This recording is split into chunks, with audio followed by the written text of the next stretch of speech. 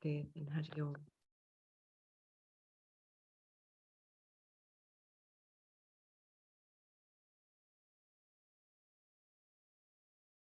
Om.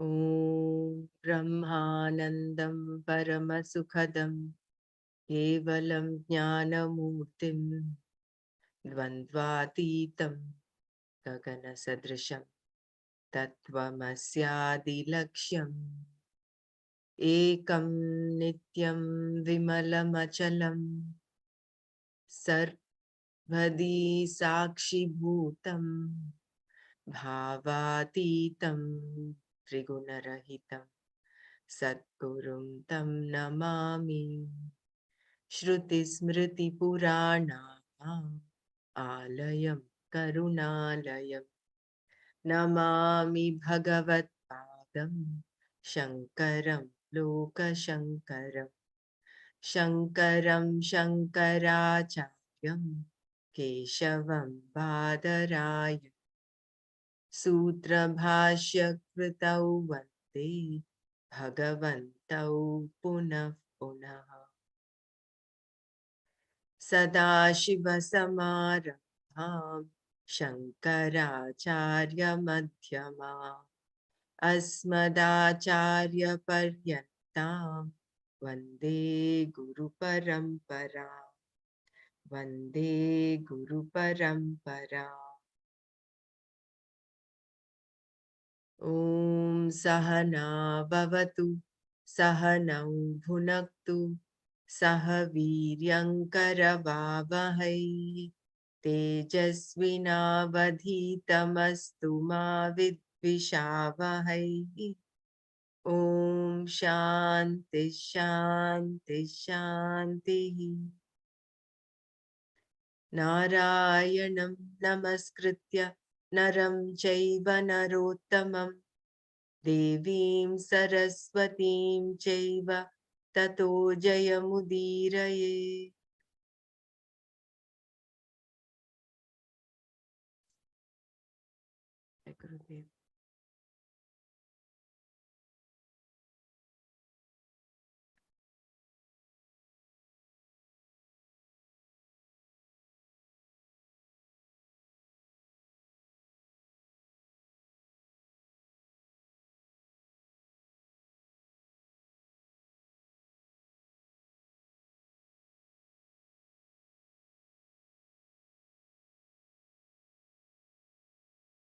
So we'll actually redo this important verse, a verse that requires a bit of understanding. But I think if we just listen to it innocently,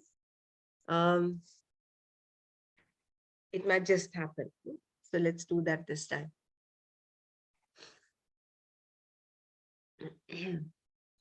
Karmanyah karmaya paschet akarmani cha karmayah sabuddhiman manusheshu sayukta kritsna karma krita.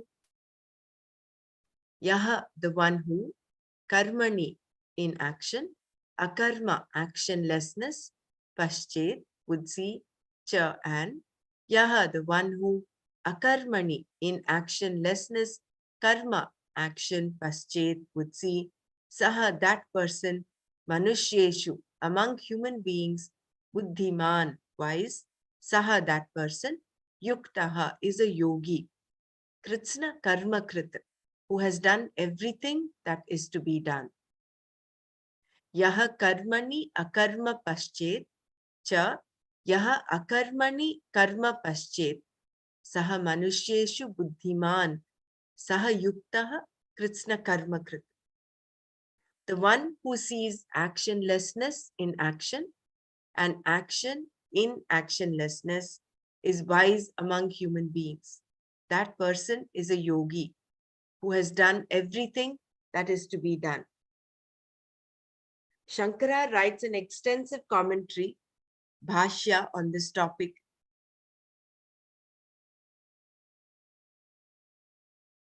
setting out the various arguments that are relevant to this important topic. In order to gain a clear understanding of karma and akarma, we will look into this particular bhashya in some detail. It was said that even the informed are deluded with reference to the nature of action and inaction. Karma here means action in general and is not restricted to scripturally enjoined rituals as it is elsewhere in the Gita. Because even the learned are confused, Krishna says he would reveal to Arjuna the nature of karma, which implies akarma also, knowing which he would be liberated from doubt from samsara. What is to be done and what is not to be done are both considered to be karma, action. Killing, for example, and helping someone are two different actions. Killing is a prohibited action, nishiddha karma, and helping another person is an enjoined action, vihita karma. A command, vidhi, is always with reference to an action, either to do it or not to do it. Because one may hurt another, the Shruti enjoins us not to hurt anyone. May one not drink alcohol and may one not eat meat are also scriptural injunctions or don'ts with reference to the actions one performs. Similarly, there are a number of commands concerning the do's, the actions that are to be done. Thus, there is a list of do's and don'ts for people to follow, all of which are karma. Akarma is also to be understood in terms of karma. Is akarma simply not doing action, or is it something more? The very nature of action, its svarupa, is what we are trying to understand here. Only when action is properly understood can one understand what non-action or the absence of action is. People generally understand the absence of action as not doing action. If you do not do something, this non-performance is the absence of action. When a man who is walking stops walking, the action of walking has stopped. There is a standstill, no action. But standing still is also an action. Try standing still and you will understand how difficult an action it is. Similarly, sitting still is an action, which is why you cannot do it for very long. To think that you are going to gain inaction by sitting still is to be deluded.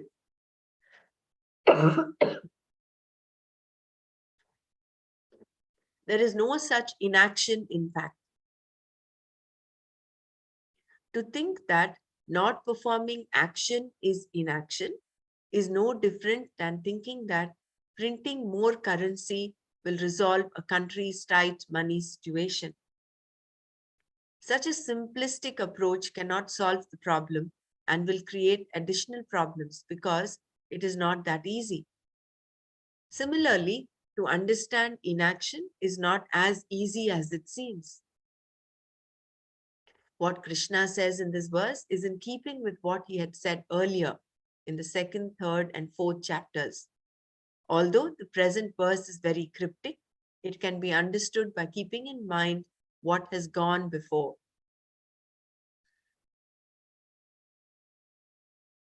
Another description of a wise person. Here Krishna describes a person who could see inaction in action and action in inaction. What kind of a person is this? If he or she sees a man walking, does the person see him as standing still? And if he is standing still, does the person see him as walking? This is like watching someone eating and having the person tell you he or she is not eating at all. Usually we would think that such a person was mentally deranged in some way. But here Krishna says that the one who sees action in inaction, and inaction in action is a wise person, buddhiman. Then, to top off the confusion, Krishna goes on to say that such a person is a kritsna karma krita, someone who has done everything that is to be done. This means that there is nothing more for this person to do. He or she is free, whereas for others, there remains a long list of to be dones and not to be dones.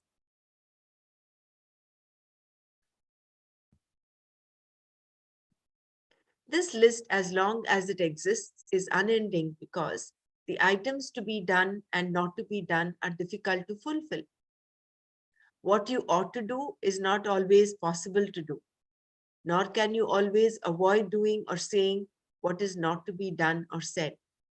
Also, the to be dones and not to be dones go on increasing. With reference to the food one eats or personal ambitions, for example, there are a number of things to be done and not to be done.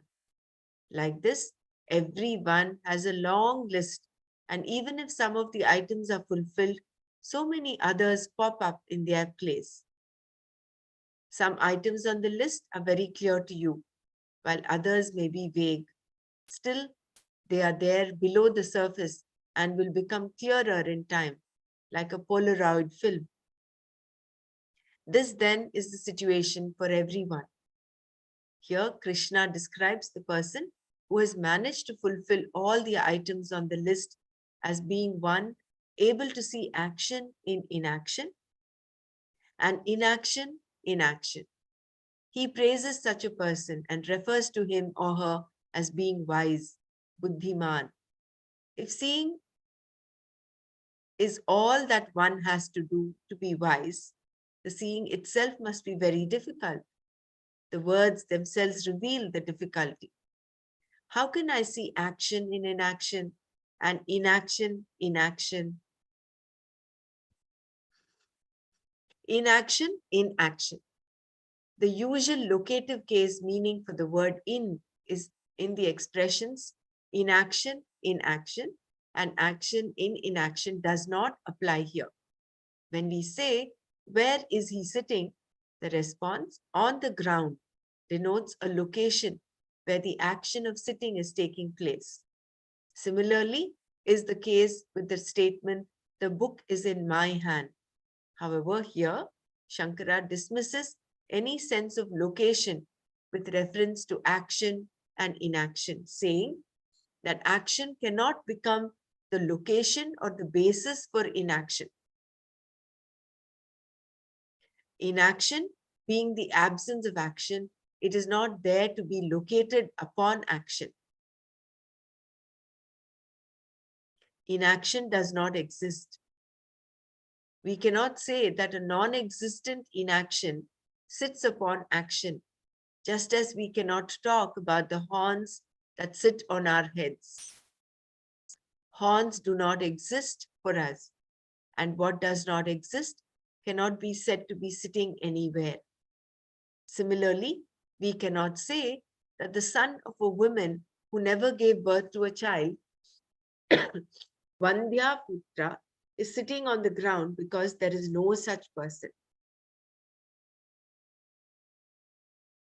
In the same way, inaction being the absence of action does not exist for it to have any location. Therefore, action cannot be the basis for inaction.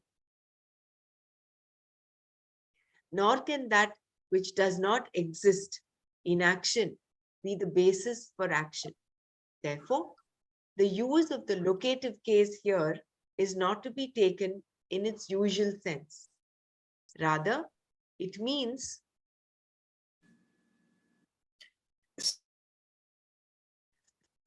Brahmanaji, yes. I think the paragraph one more time I wanted to repeat. Therefore, because you were reading, I didn't disturb. No problem. Which one? Which paragraph? The one that I read just now? That is the location of the action. Huh. That really it is very confusing. I don't know if you can explain in a I think it is only the grammatical locative sense that they're talking that is about. what I also felt that way. Not a spiritual meaning Yeah, there.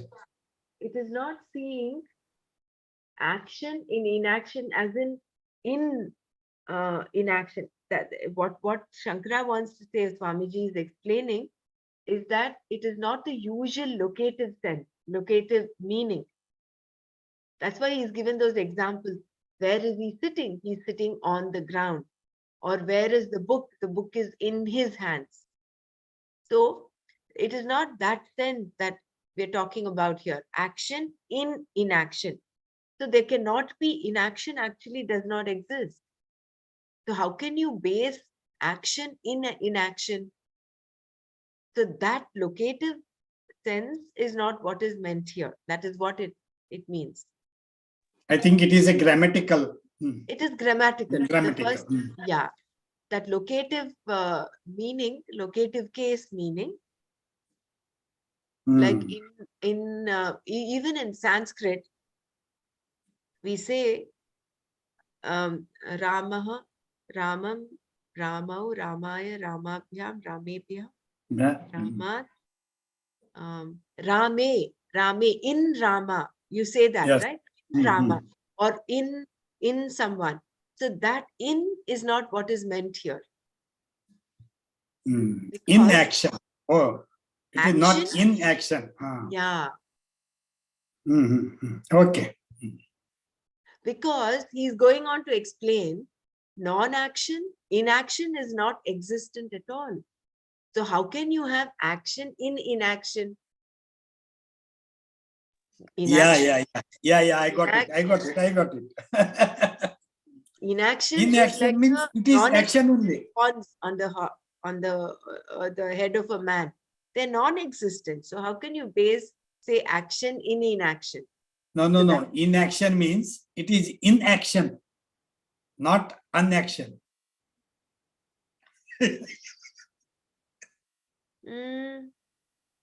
Yeah, but I think what is meant here, inaction, is like no karma at all, no action. No action it is. But if you say grammatically, it is inaction. No. That in is only that in word. In us. Yeah, action is separate, inaction is separate.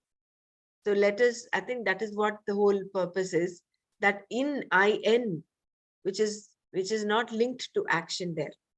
So we have two words, action and inaction. They're two separate words. And this in, that in is what Swamiji and Shankaracharya are saying is not the locative sense. That is why the beginning of the paragraph is what? Inaction, in action. So that in is what they're explaining. So inaction actually does not exist. So it is a non-existent. Inaction sits upon action. Just as we cannot talk about the horns that sit on our heads. Horns do not exist for us, and what does not exist cannot be said to be sitting anywhere. Similarly, we cannot say that the son of a woman who never gave birth to a child, Vandhyaputra, is sitting on the ground because there is no such person. In the same way, inaction, being the absence of action, does not exist for it to have any location. So therefore, you cannot have inaction in action. Therefore, action cannot be the basis for inaction. I got it. Nor can that which does not exist in action be the basis for action. Therefore, the use of the locative case here is not to be taken in its usual sense. Rather, it means with reference to. With reference to action, this person is able to see inaction. And with reference to inaction, he or she can see action. It's clear here. It's clear here. Yeah. In the absence of action, karma abhava, the wise see action, and in the so-called action, they see no action at all. When you perform an action, there is the notion, I perform an action. Aham karomi. What is involved in this I perform an action? What is this action that you are doing? When you say, I am talking or I am walking, the talking and the walking are actions centered on what? This then is the question. So that is why the whole meaning will turn when you consider it with reference to. When you say, I walk, your legs and feet are involved in the action of walking. The mind is also involved, there having been a decision, a sankalpa, to perform the action of walking. Without the sankalpa, you do not perform a deliberate action. There is always a thought, a desire involved. So, in the action of walking, the mind is involved, the legs and feet are involved, and even the eyes are involved. And when you say, I perform an action, aham karomi, I, aham, is also involved. In this process, the mind, senses, and the physical body are all involved. The physical body is called karya in Sanskrit, meaning product, and the mind and senses are called karana, meaning instrument. This assemblage of karya and karana is involved in the action that belongs to me. That is why I say, I perform this action. The I is also implied in action. I meaning Atma. The results of action belong to the doer. And why do I perform this action? I perform an action for a certain result. And when the result comes, to whom does it go? Whom does it affect? It comes to me, the one who is the karta, the doer. Therefore, as the doer, I am the enjoyer. I perform this action for the sake of getting the desired result. Karma phala bhogaya aham idam karomi. In this way, we see that action involves the karya karana sanghata, the physical body, mind, sense complex, and so aham, and also aham, I, the Atma.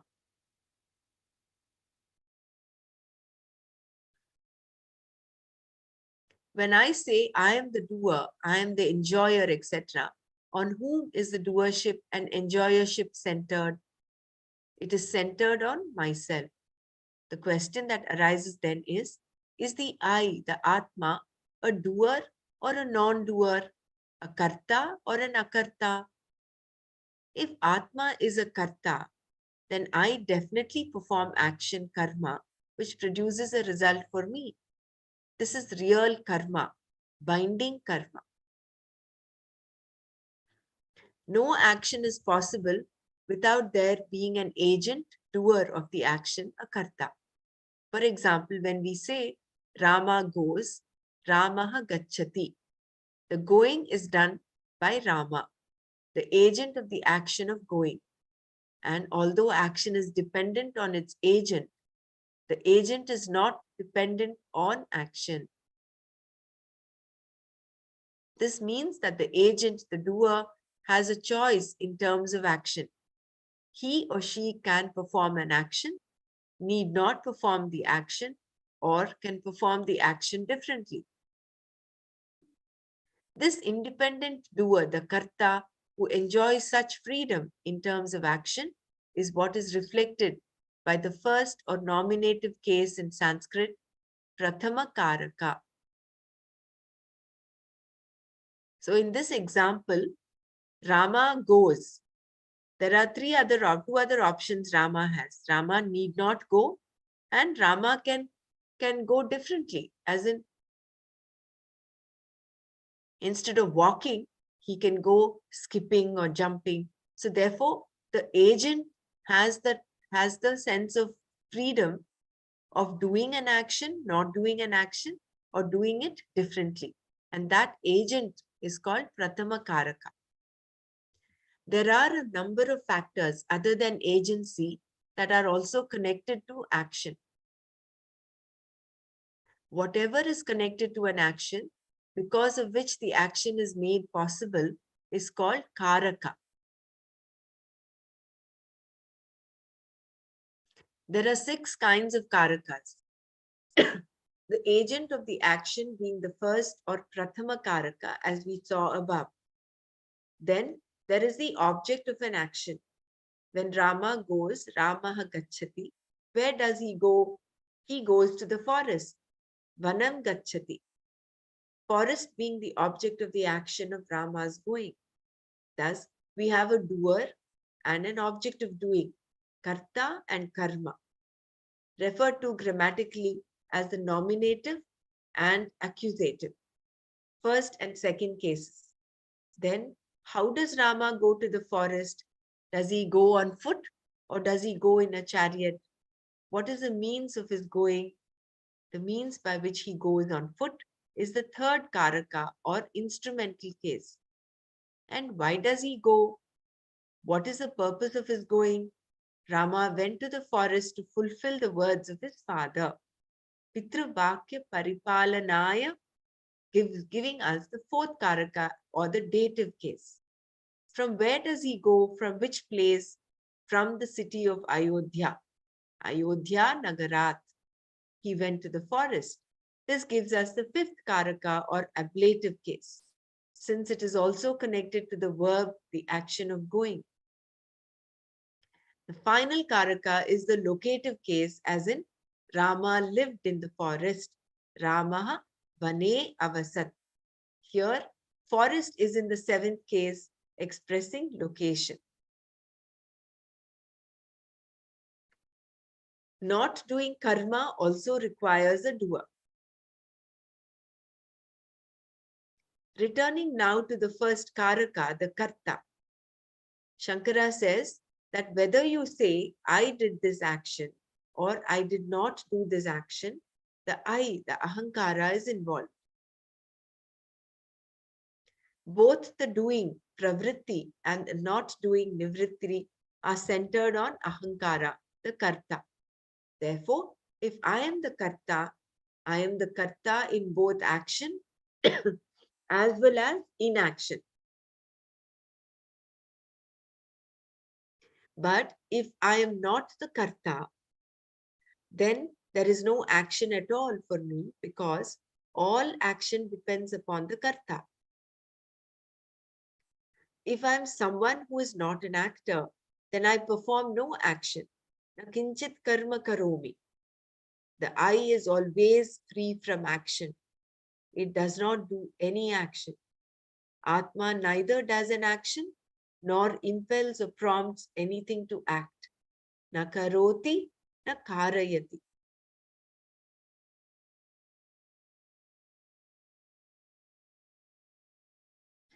Mistaking action for inaction and inaction for action. When you are in a boat moving in a river, you see the trees on the river's bank moving in the opposite direction. Even though you are moving in one direction, the trees seem to be moving in the other, and you seem to be constant.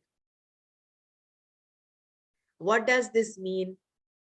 The trees are not really moving at all. They are not performing any action. But in these trees that are really standing still, you see an action. Akarmani karma darshanam. This kind of seeing is called viparita darshana, erroneous sight.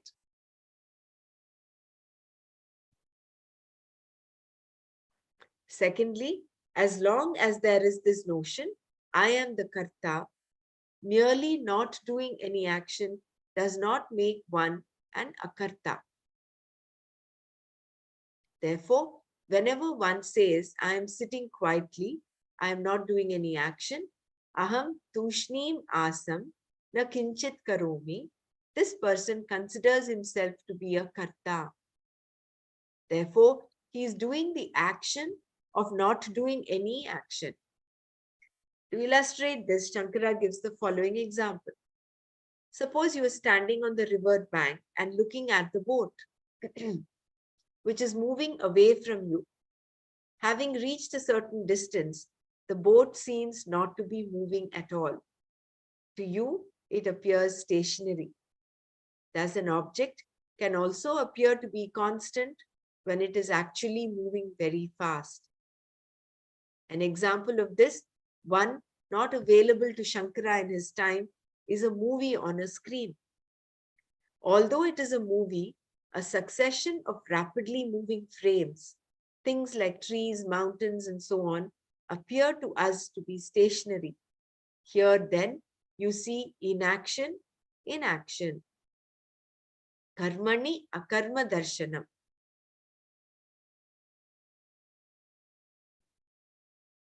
Thus, in the world, we see karma in akarma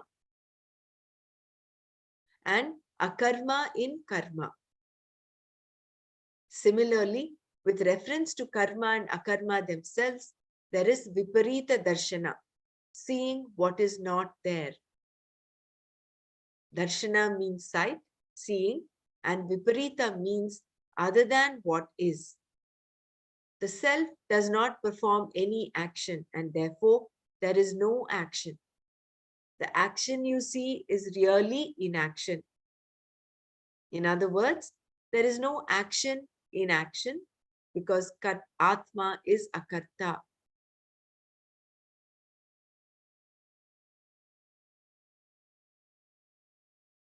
Knowing this, the wise person performs action, but at the same time, knowing he does not perform it at all. At the same time, knows he does not perform it at all. Doing, the person does not do. Kurvan na karoti. Seeing, the person does not see. Pashyan na pashyati. Hearing, the person does not hear. Shrinvan na shrunoti. Similarly, smelling, one does not smell. Tasting, one does not taste. Walking, one does not walk. Talking, one does not talk. Thinking, one does not think. Even being confused, the person is not confused. A wise person can be confused in that his or her mind can become confused with reference to a particular thing. For example, there may be confusion about the direction to be taken in order to reach a certain place. Thus, being confused, the person is not confused. Does not mean that the wise do not get confused. What does all this mean? For the wise, the I, the Atma, in the statement, I am confused, remains untouched by any action because it does not perform any action. If a man is acting, we say he is acting, and if he is not, we say he is keeping quiet. But is there really a time when he is not doing any action? Keeping quiet simply means the person does not have a job. And he may not even keep quiet. He may talk a lot, eat a lot, hang around a lot, and at the same time, he says he's keeping quiet. Therefore, not doing anything is definitely an action. And for that action, there is an agent, a doer, a karta. Because people think they do action, they also think they do not do action. This is because both the action, pravritti, and the non-action, nivritti, are attributed to Atma instead of to the karta, which is superimposed, aropita, upon the Atma. In this way, Atma is taken to be the karta, and the doing or not doing of an action which is centered on that karta is mistakenly attributed to Atma.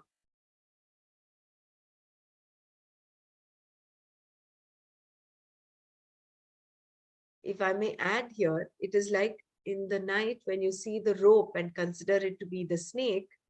Number one, you are superimposing the snake on the rope. And the rope is actually lying still. But then you see some movement, and you are superimposing movement also on the snake, on the rope. So the rope is actually akarta. Rope is like the Atma. But you are superimposing the snake on the rope, the karta on the rope, on the rope, right? And then you see that the karta is acting, the karta is moving, the snake is moving. So it is all an aspect of misapprehension, of superimposition. That is the ignorance. That is the ignorance. That is the avarana. But without the rope, there is no snake. So Atma, action, therefore, depends on the Atma. Action is dependent upon Atma. At the same time, no action is totally independent of Atma.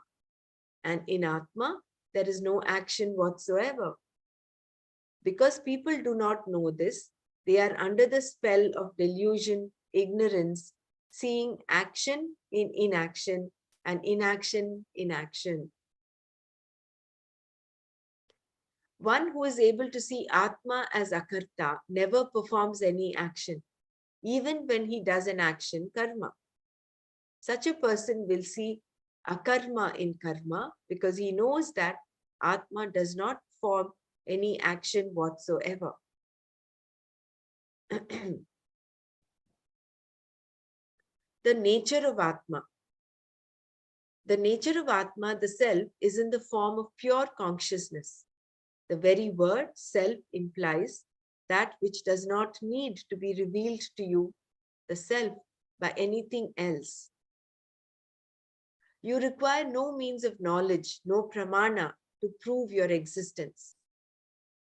That which requires no pramana, no means of knowledge, that which is self-evident, is the self Atma.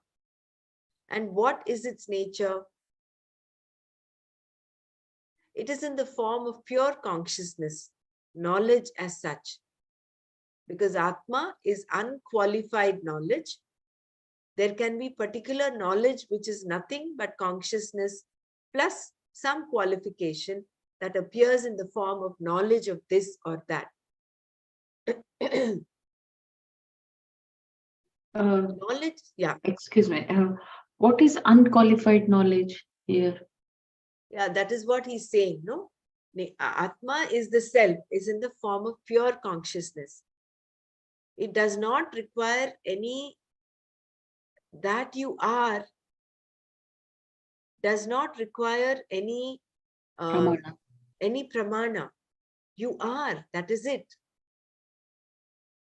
The isness does not require pramana, isn't it?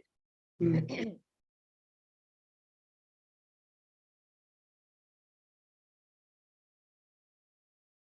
That is why it is unqualified. But there can be particular knowledge which is nothing but consciousness plus some qualification. For example, if we take the case of the pot is, right? And then you can qualify, the pot can be mud pot, clay pot, or golden pot, platinum pot, whatever the nature of the pot. And then supposing we consider it to be a mud pot or a clay pot. So pot is, when the pot is destroyed, clay is. The clay is destroyed, you go on like that, dividing it further and further. What happens is that isness is never lost. That is the unqualified knowledge. That is what the self is, consciousness.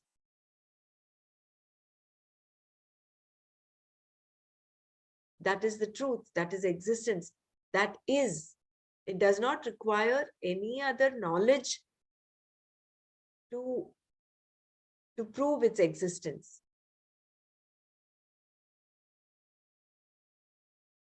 Whereas to say there is a pot, then you have a qualifying knowledge because it is isness plus something else. You're attaching something to that. So knowledge as such, I will just read the next para, as such must be there before it can be qualified. For example, for there to be pot knowledge, ghata jnana, cloth knowledge, pata jnana, man knowledge, purusha jnana, or women knowledge, stri jnana, there must be knowledge as such, unqualified by anything. This unqualified knowledge is the nature of the Atma. Knowledge as such gets seemingly qualified in the form of thought, vritti. With vritti, knowledge seems to be qualified, and without vritti, it is unqualified. This unqualified knowledge is consciousness, the nature of Atma that performs no action.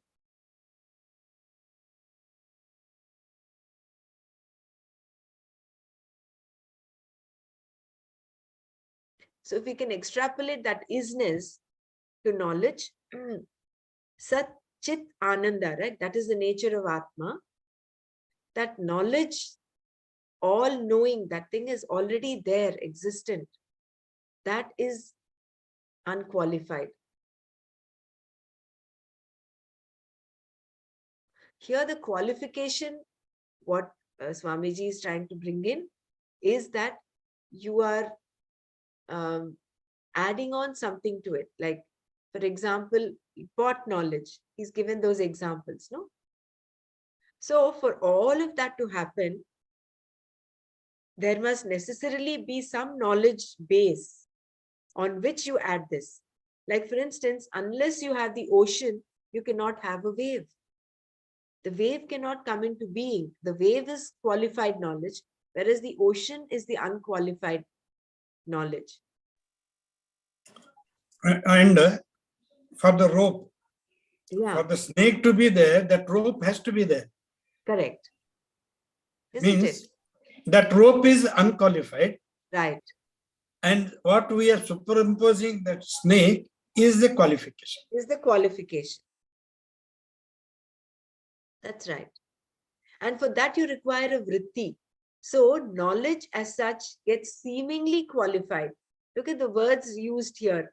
It is seemingly qualified in the form of thought, vritti. That is why Beautiful, beautiful. Gurudev very often quotes this. He says, one Dr. Dur, he's a quantum physicist. He told Gurudev, he says, I have studied matter for 30 years, 3 decades, only to know that it is non-existent.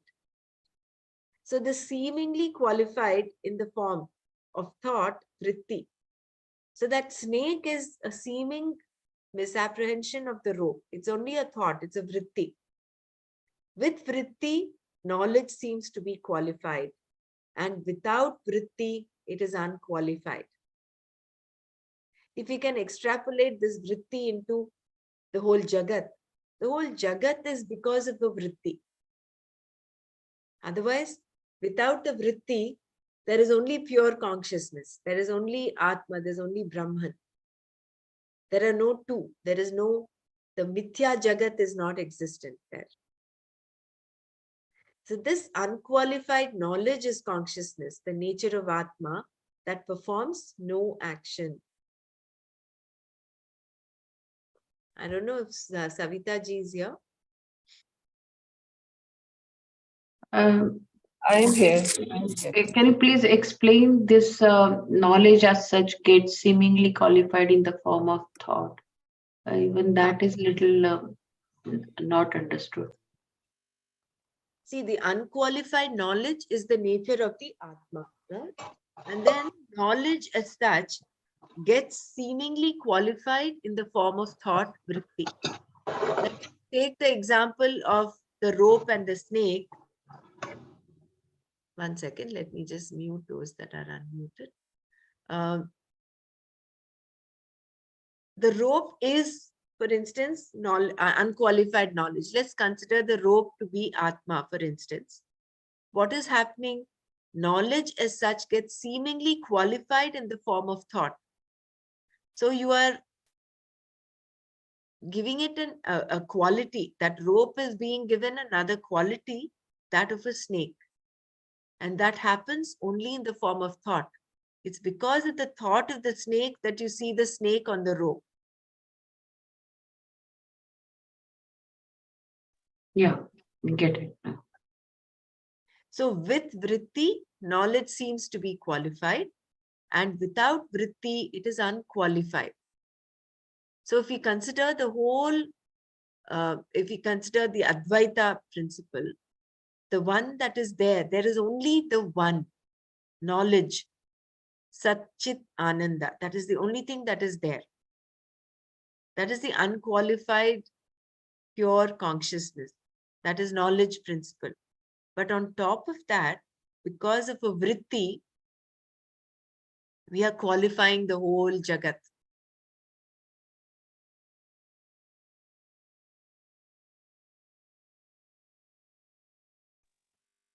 Means So this our perception is the Jagat.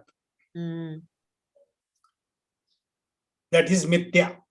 So what we are seeing is not there. Mithya. What we are thinking about it, that it is like this, is just a perception. It's actually, it is Satchit Ananda only.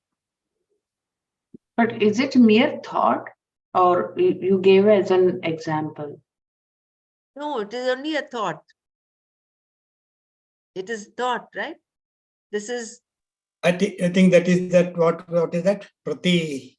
vritti. But no, Prati Bhasa, Abhasa. That we had, no? Empirical and non-empirical. Pratibhasika, you're talking of Vyavahasika. Pratibhasika. Paramarthika Satya. And absolute Satya, empirical Satya, it is there, that is there, physical, and Pratibhasika means that is the perception that we are having, that, like a dream. In fact, that is how the creation happens. Happened, It yes. says that in the beginning, there was nothing. If you go to the Nasadiya Sukta, in that is what it starts off saying. In the beginning, there is there was non-being nor being. And then with the power of ardor, this is exactly what Gurudev says, is he just breathed, and then with that, it was just an intention, it was just a vritti. And then it started off, this distinction happened, being from non-being, and then everything started. So the very creation thought is the thought of consciousness, where the thought came from. Yeah. Therefore, I think that is the thought of the God. That's what means consciousness. Shiva. Of Brahman. Brahman or Shiva Tattva, no? That is. So it thinks of the Shakti. Like that. Something like that, yes. It is his play and display that Guruji says, no? Yeah. And in order to get, again, I'm just talking again of Mandala Vatika. I'm promoting it actually because this connecting link between the creator and the creation, between consciousness and the world, the universe, is so beautifully dealt with in the Mandala Vatika. I will still urge each one of you, if you have not yet, even, first step would be to just listen to the introductory session that Dr. Prabhakar Rao gives. And then if it seems, you seem inclined to, I would really suggest that you go ahead and do the Mandala Vatika program. It's a beautiful bundle of 4 mandalas, and there is so much profound knowledge In fact, it's a connect between how it gives us a peep into how creation actually came about, how the universe was created. What is the connect between consciousness, light, uh, sound, geometry, and the whole thing? It's a very, very beautiful science. It's an ancient science that is being revived. So I think I understand, Rinal, from where you're coming. How does consciousness have a thought? That is where we are stuck in, right? So all that gets a little more light in there. For now, we should just have the Shraddha that consciousness, the creator had this thought, and therefore from there, the whole creation happened. Similarly, knowledge as such gets seemingly qualified in the form of thought, vritti. With vritti, knowledge seems to be qualified, and without vritti, it is unqualified. And then, if we remember that I think I think it's in the 8th chapter, where during the day of Brahma, the universe gets manifest, and at the time of his night, it dissolves. So it is all a play of this vritti. When there is vritti, there is this. When there is no vritti, it dissolves. So we have to become unqualified. We not become, we are unqualified. We are just unqualified, but realize. we are hollow and empty, It is the self is not revealed. You are that. So I think all this is good, I say, for contemplation. Jai Gurudev, one query I was having, like when you were describing this, like the vritti part, like I have the thought of the consciousness. So is it because of that you have had a taste for this moksha? That's why you like one is eager to gain it, because until unless you have been exposed to something, you cannot go for it. So Exactly. so there must be some thought we have had initially that has made us to go for, has attracted us to go for this liberation. Very I true. was just contemplating. Very troo. You're very true, Savitaji, because that is because of that people who are mumukshus follow this path. People who are materialistic follow the materialistic path, thinking they will get their happiness outside.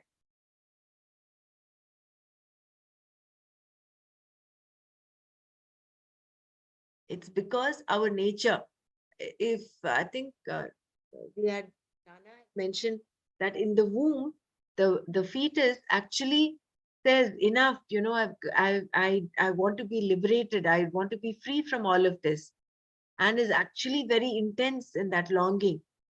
But the moment the baby is born, there is like an avarana shakti that happens. There's a covering of knowledge, and it just forgets all of that. Yeah, the Maya plays the role then. Yeah. That is Prakriti.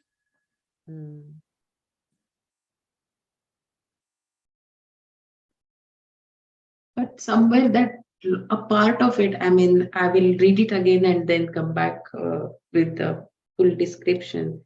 I was telling that is Maya is Tirodhan, and it is because of Rahu from astrological point I'm saying. And a part of it is still longing to, because it is covered by Maya, we haven't forgotten the self, the consciousness yet. And there is some part which is still longing to meet with that consciousness, and that is Saturn. But the rest of it, I'll read it and come back. Yeah, it will be nice to have this.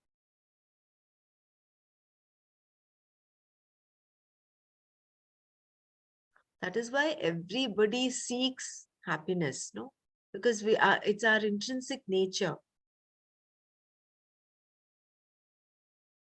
except sadists. Sadists are a different sect. They're perverted. But everybody seeks happiness. And this, the simple thought created, and that creation again he thought, that has created more. And again that thought again has created. That's how this whole world is going on. It is just a chain. And see, my world is different from your world. How I perceive my world is my pratibhasika satta. This is how I see the world. So again, it's all a matter of thought. It's all mind stuff.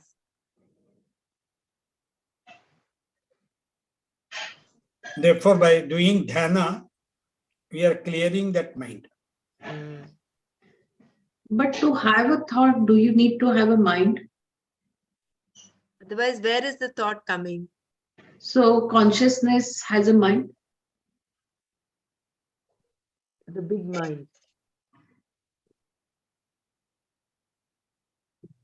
I think he had a mind, therefore he thought it. The big mind. And there was a desire also. Yes. You listen to But then the we give these attributes to Atma. It doesn't have mind, it doesn't have any desire. Desire doesn't come. Then how come it has a big mind and it has a big desire, of course. Good question. Swamiji, Swami Sukhabodhanandaji says, mind is nothing but procession of thoughts. And when no thoughts, that is divine. If there is no thought at all in the mind. I hope it helps you. Yeah.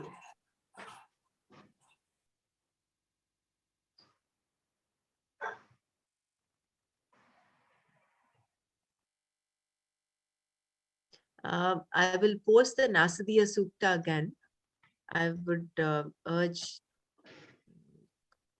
Mrinal, please listen to that. That link, yeah. That link is, we can deliberate upon that. How did he have a mind? How did he have a desire? But that is how it is. That you and I are speaking now is a Vyavaharika Satya, isn't it? For us, it is true right now. You are there, I'm here. And so all our attempt is to unearth the truth about our existence. So in doing so, the Vedas are pramana. The Vedas revealing, it is showing us the path. And that requires a certain amount of Shraddha. So with that, I think we should move forward. That is my understanding. I'm not sure. So there's a good questions to ponder over. But for the time being, I think we will park them. Okay. With Shraddha, we have come up to this point, Yeah. We'll move forward and we'll see it. Why do we say that Atma performs no action? One reason is that action implies motion or some change. Try to think of an action without motion, without change. Any motion, any change from one condition to another, from one form to another, is action. Even a chemical reaction is an action. But can we say that Atma, whose nature is consciousness, is subject to action?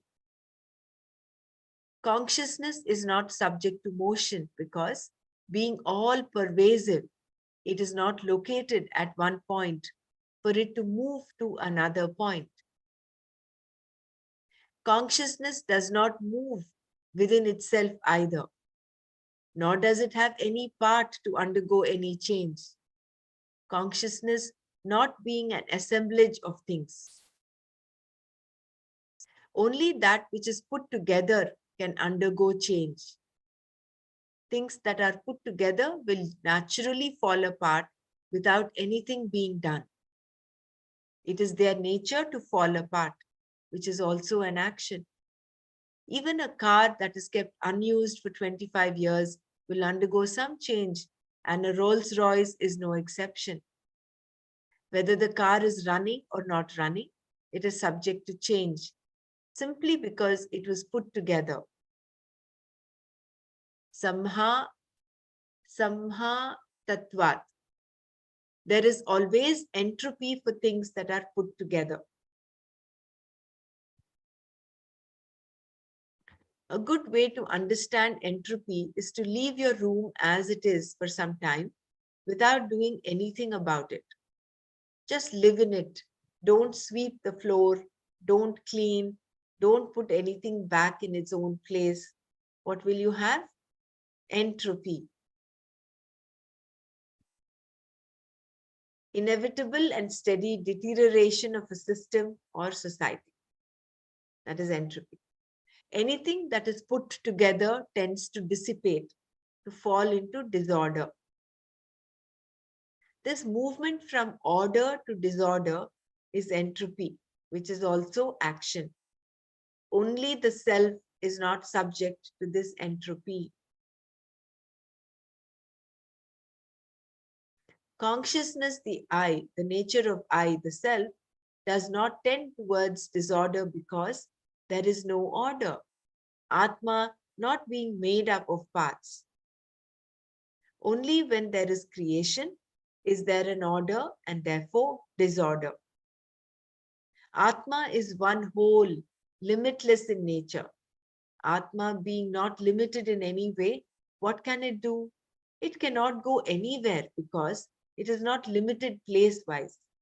It cannot change or modify itself into anything. It cannot grow into something or dissolve into something. No action is possible for Atma. There is not even sankalpa, decision in Atma, nor is there any kind of thought, which is also action. To say I remain quiet means that there are certain other times when I am not able to be quiet. Consciousness does not say this because consciousness is always quiet, nirvikalpa, and undergoes no modification, vikalpa whatsoever. Because there is nothing that is separate from consciousness, vikalpa is not possible. There is no such thing as the self going into something or reaching out to the world. It has already reached out to the infinite. It is one whole, free from all limitation, in the form of pure, simple consciousness. Atma performs no action, nor does it prompt something else to perform action. And in its presence alone, all activities take place.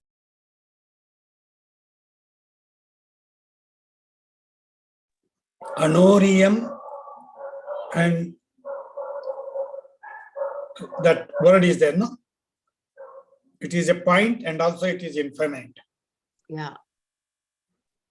So there is no Anuraniyan, location. Mahatomayan. Mahatomaniya. So that is, it has no location. It is the only thing that exists and it is all pervading. So when it is all pervading, there is no change possible. And for any action to happen, there has to be a change. So then there's no change happening. There Atma is actionless. Atma does not perform any action. The doer is I, but I is not the doer. When there is an action in the mind, senses, or body, there is the presence of Atma, the Karta being nothing but Atma. Atma is not the Karta, but when the Karta is there, Atma is there. I am not the Karta is a fact that is not known. I know myself only as the Karta. I am the seer, the hearer, the thinker, the doubter, and the walker. I know that I am the doer of all these actions, but I do not know that I am a karta, a non-doer. Not knowing that I am a karta, the karta naturally becomes I for me, and I becomes the karta. In fact, the karta is I, but I is not the karta. The problem occurs when the karta is I and I also is the karta. This happens when the I is not known. That sentence is there, no, the last sentence. Just Yeah. go down little down. Down, you mean? That. And in its presence alone, all activities take place. Here you mean. You see, No action, nor Hmm. does it prompt something else to perform action. And in its presence alone, all activities take place. From that, this is did. Yeah. So good it is.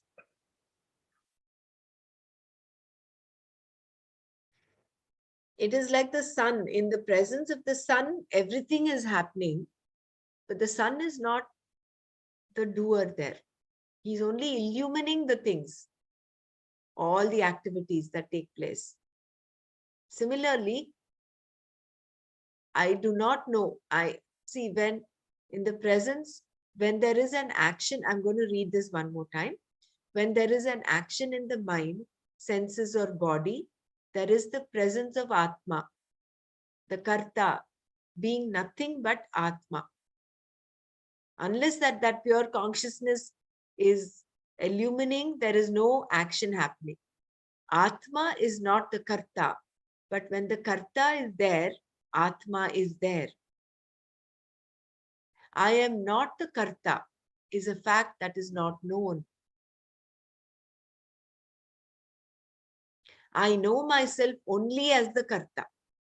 He's talking of an Ajnani.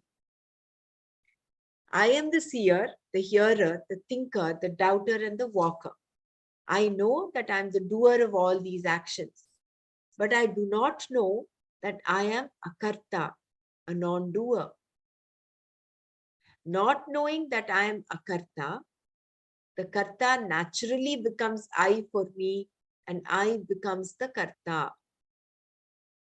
So the Atma here, the I Atma becomes the Karta. In fact, the Karta is I, that is Atma, but I is not the Karta. The problem occurs when the Karta is I and I also is the Karta.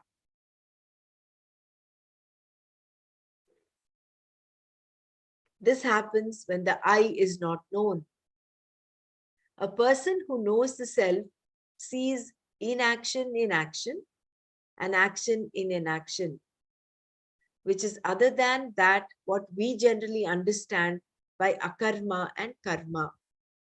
Because doership, kartritva is there, akarma is reduced to karma.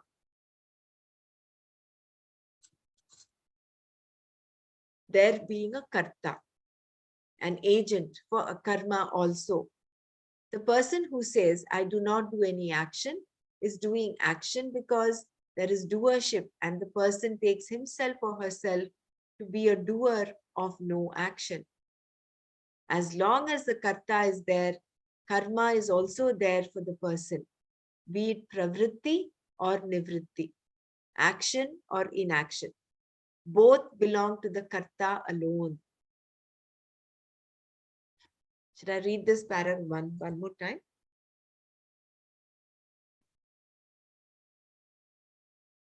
A person who knows the self sees inaction in action and action in inaction, which is other than what we generally understand by akarma and karma.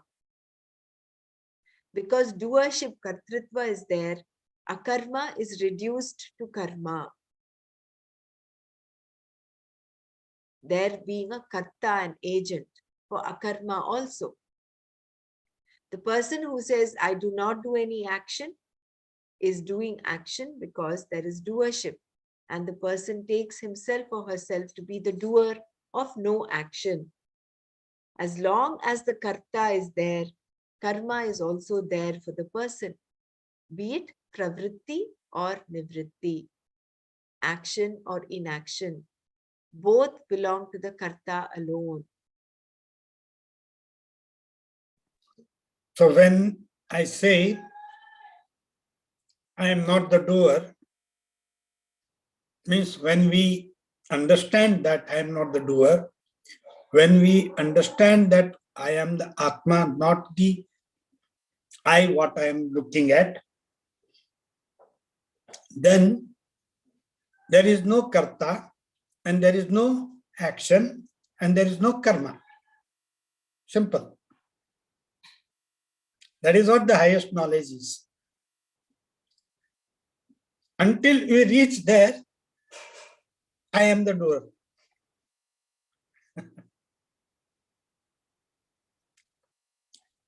Really good. Yeah. There is no karma. There is karma and akarma as long as you consider yourself to be a doer. With non-doership, neither of this exists.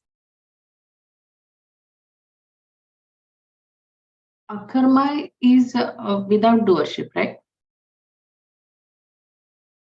No. What we're talking of is, see, there are two sets over here. One is the notion of doership. With notion of doership, you have both karma and akarma. Correct. When you say, I am not doing any action, there is that doership involved in that not doing action also, in that action. Whereas on the other side, you're coming from the space of non-doership.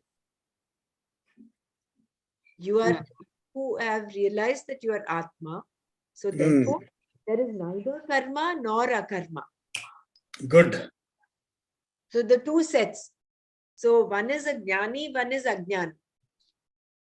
For an ajnani, there is karma, there is akarma. Akarma also is a karma. Is also karma, yes. Yes. So the one who sees things as they are has wisdom. If the person knows I am not the karta, he sees akarma in both karma and the so-called akarma. Isn't it? And this person, the one who sees Atma, the self, as one that is free from kartritva, doership, he alone sees, says Krishna. Therefore, the person is called Buddhiman.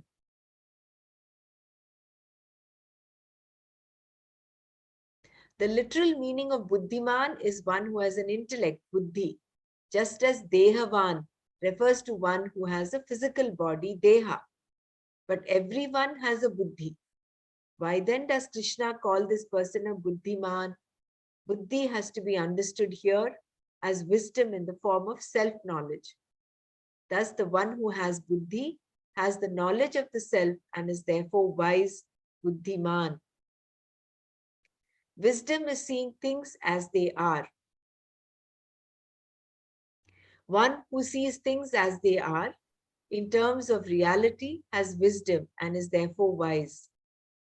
Wisdom does not mean that the person has generated a new line of thinking. Here, Krishna refers to a person who is able to see karma and akarma as they really are, as a buddhiman, a wise person among human beings. Saha buddhiman manushyeshu. Krishna also calls this person a yogi. Saha yuktaha, meaning that he or she has lived a life of yoga which has paid off in terms of wisdom. Yoga being meant for gaining this knowledge, such a person living a life of karma yoga has gained what it had to offer him. He is a real karma yogi, an accomplished yogi. Understanding what is to be understood, he or she is a person of fulfillment. Krishna karma krita.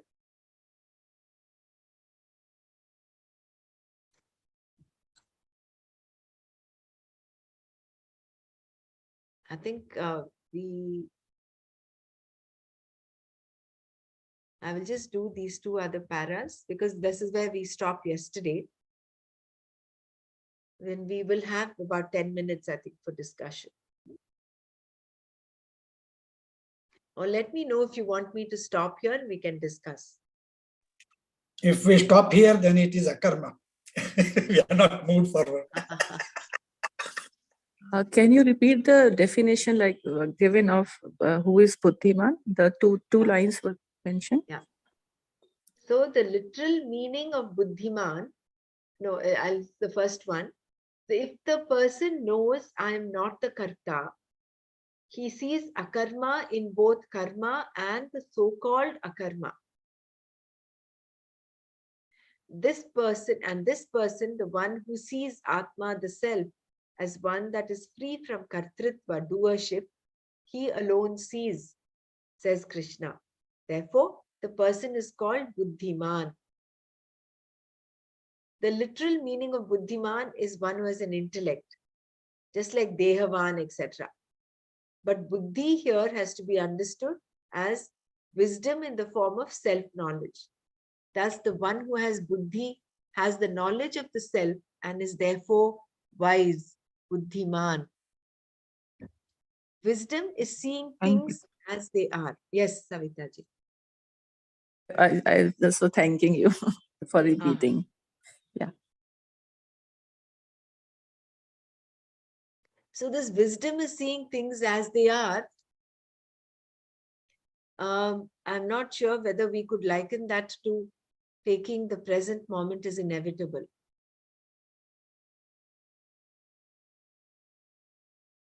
No, realizing you are an Atma is Buddhiman. Who you are. Correct. That is fine. That is what it is. But here he says wisdom is seeing things as they are. That is what. As they are means we are Atma. Who we are, knowing that itself is a Buddhiman fellow. Otherwise, he is not Buddhiman at all. He is ignorant.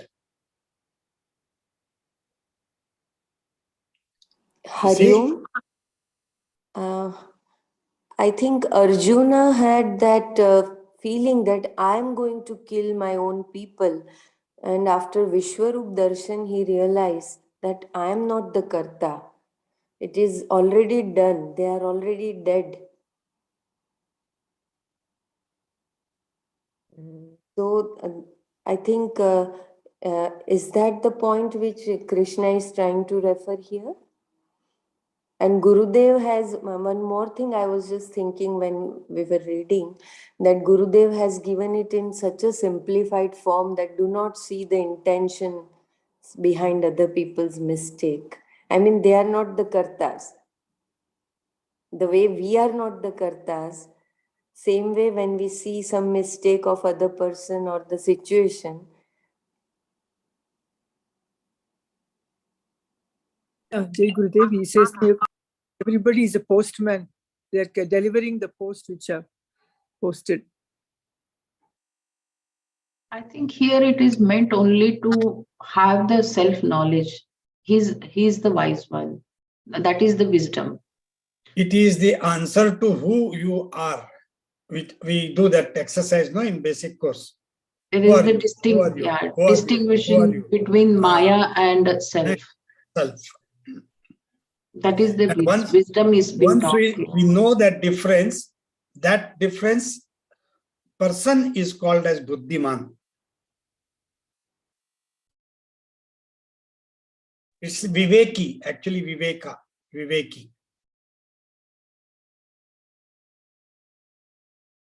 Or a Jnananishta. Yeah.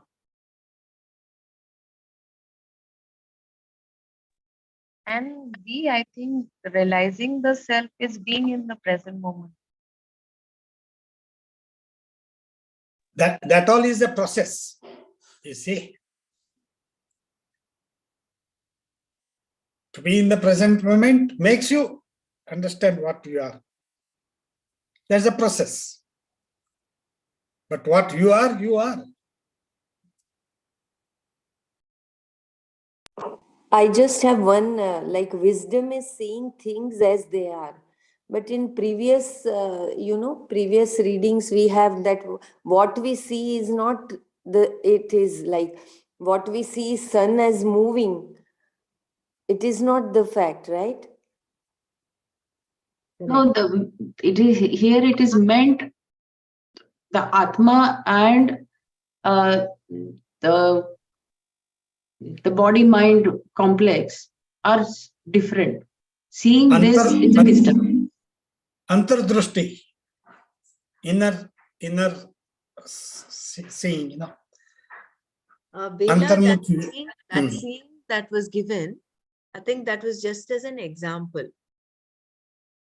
That you're talking of the moving boat and the trees moving, isn't it? No, Brahmaraji. When we see that wisdom is seeing things as they are. Correct. If you see the sun is there, but when we see that it is moving, right? But it is not, in reality, it is not moving. That is in the empirical world. Here, the knowledge of the whole, consciousness and the Maya, distinguishing between these two, whoever knows, he's a wise person. See, Bela, Karta and Atma is not the Karta, and this body-mind complex is what is doing. Knowing this is again a wisdom. This is what wisdom is talked about here, I feel. Yeah. And Bela, this next sentence actually qualifies that seeing. See, one who sees things as they are in terms of reality. Correct? The sun is moving. We are seeing that is one part of seeing. But in reality, what is happening? Is the sun moving? It is not moving, isn't it? So yeah, that is wisdom. That is a wisdom. It is not just seeing. That is empirical reality. What Vyavaharika Satta is seeing things as they are. If you just leave it at that, that is Vyavaharika. But when you go in terms of reality, what is it? It is Paramatika Satya, which is there is only one. There is only Atma. There is only Brahma. That is the wisdom. That is absolute reality. Yeah. Yeah, this moving sun or stationary sun is also a Maya. One step ahead, you go one step ahead and then see, even that doesn't exist. Correct. So the capital I behind the apparatus I, every senses, that is the reality, that it is not the same. Yeah. That is why Ramana Maharshi says, keep on asking who is this I? Who is this I? And then you will reach a state when this I dissolves, the small I dissolves into the big I. That Upadesha Saram is full of this. And that is what we do the process, no? Who am I? Who am I? And also, Gurudev says, no, Karana Karanaya. Parama Karana Kar. He is the cause of all causes. He is the eye behind the eye that sees. He is the ear behind the ear that hears. Small mind into the big mind. Yeah, without that consciousness, nothing is possible. No action is possible. But he is actionless. It is actionless. It is like the movie screen and the movie. The screen of the movie is like Atma, is like Brahman. Without that screen, you cannot project those images. And you cannot say the screen is moving. The screen is moving, or the screen is has all this action happening. The screen is just there as a mute witness. Without the screen, again, you cannot have a movie. So the Jagat, or the electricity running through all the instruments. Yeah. Electric instruments. the unseen cause. And the Buddhiman is one who realizes this, who knows this. And Kritsna Karma Krit, once he knows this, he has done everything that has to be done, because he has got that unqualified knowledge. He's in that space. There is nothing more for him to know, do, or. That is why in meditation, if you remember, Gurudev keeps saying, there is nothing for you to do. There is nothing for you to know. He's like taking us to that space, that exalted space where we are nothing but that Kritsna Karma Krit, that state.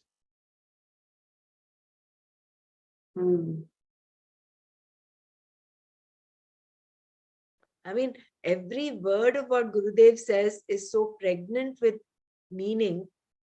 And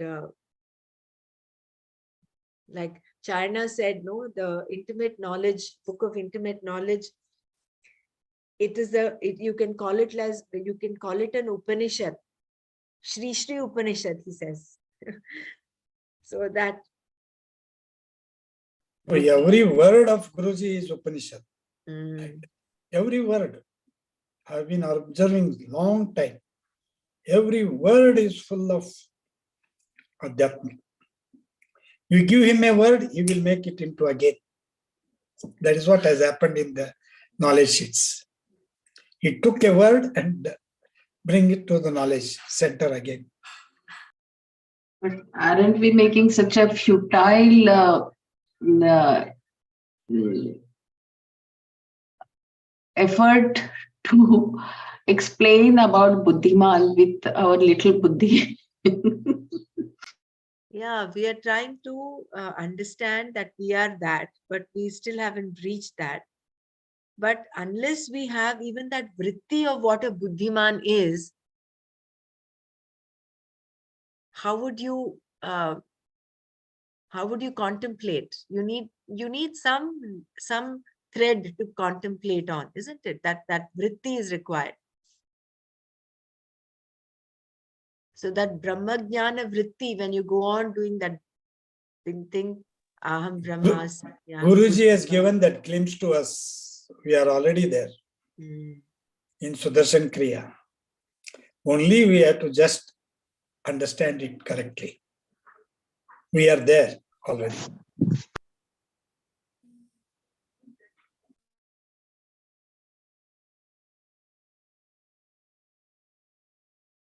See, if we Just wanted to.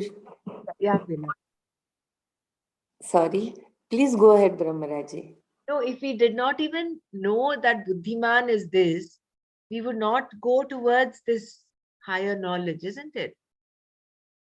So that's required probably, Mrinan. Yeah, Bela, go ahead.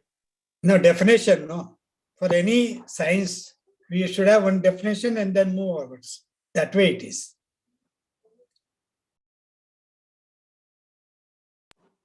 Yeah, just wanted to, it is, although it may not be connected to the same topic, just wanted to, like in English system, we are taught, I am first, the first, Uttam Purush first. But in Sanskrit, we are told, like I just recently attended my teacher's training in. So there we were told strictly that whatever asti first, then your ahamkara. Aham this, aham that will come later on. First you teach whatever is already there, asti. That was so beautiful. I mean, in English we are taught I am this, I am that first, and then he, she, it is, and then last we are.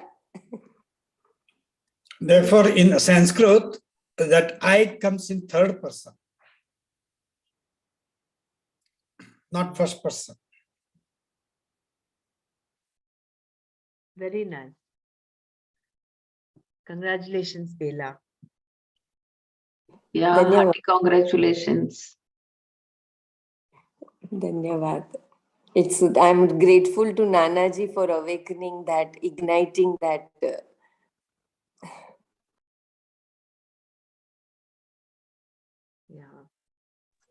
Yesterday's satsang was so good. He showed the seas in the sky, Akasha. So nice it was.